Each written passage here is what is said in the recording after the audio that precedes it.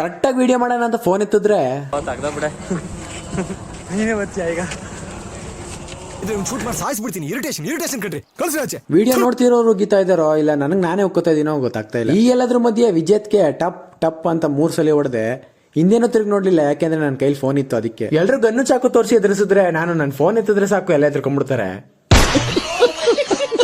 ಈ ಕಡೆ ಈ ಅಭಿಷೇಕ್ ಆರಾಮಾಗಿ ನೆಮ್ಮದಿಯಾಗಿ ನಿದ್ದೆ ಮಾಡ್ತಾ ಇದ್ದ. ನನ್ನ ಪವಿತ್ರವಾದ ಕಂಠದಲ್ಲಿ ಒಂದು ಹಾಡು ಹೇಳಿದೆ, ಎದ್ಬಿಟ್ಟ.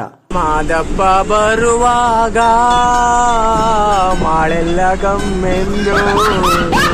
ಈ ಕರ್ಕಶವಾದ ಧ್ವನಿಗೆ ಒಂದು ಕ್ಷಮೆ ಇರ್ಲಿ. ಈ ಕಡೆ ಊಟ ಮಾಡಕ್ ಬಂದ್ರೆ ಅವ್ರಿಗೂ ಹಿಂಸೆ ಕೊಟ್ಟೆ. ಒಳ್ಳೆ ಜನರು ಭೂಮಿ ಮೇಲೆ ಪ್ರತಿದಿನವೂ ಹುಟ್ಟೋದಿಲ್ಲ. ದಿವ್ಯ ಸ್ಪಂದನ ಕೈ ಎತ್ತಿ. ದೇವ್ರು ನಿನ್ಗೆ ಒಳ್ಳೇದ್ ಮಾಡ್ತದ, ನಿನ್ ಜನ್ಮಕ್ಕೆ ಹೋಗೋ. ಇದೆಲ್ಲದ್ರ ಮಧ್ಯೆ ನಾನು ನಶ್ರಾಕ್ಸ ಬಸ್ ಇಲ್ಲ ಭಾರತ್ ಬಂದು ಅಂತ ಮ್ಯಾಮ್ಗೆ ಒಂಚೂರು ಡೌ ಕಚ್ಚಿ ಹೊರಟ್ವಿ. ಇಲ್ಲಿ ನೋಡಿದ್ರೆ ಮೇಘನಾಕ ಆಚೆ ನಿಂತಿದ್ರು. ಒಂದ್ ಚಮಕ್ ಕೊಡೋಣ ಅಂತ ಫೋನ್ ಕಿತ್ಕೊಂಡೆ. ನನ್ಮೇಲೆ ನಿನ್ಗೆ ಯಾಕೆ ಇಷ್ಟು ದ್ವೇಷ? ನಾನು ಏನ್ ತಪ್ಪು ಮಾಡಿದೀನಿ?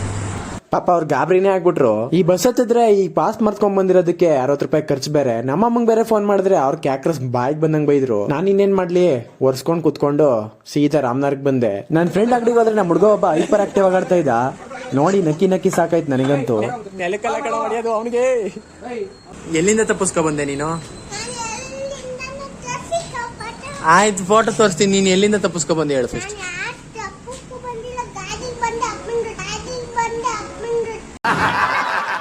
ಎಲ್ಲಿಗೆ ಹೋಗ್ಬೇಕು ನೀನೀಗ?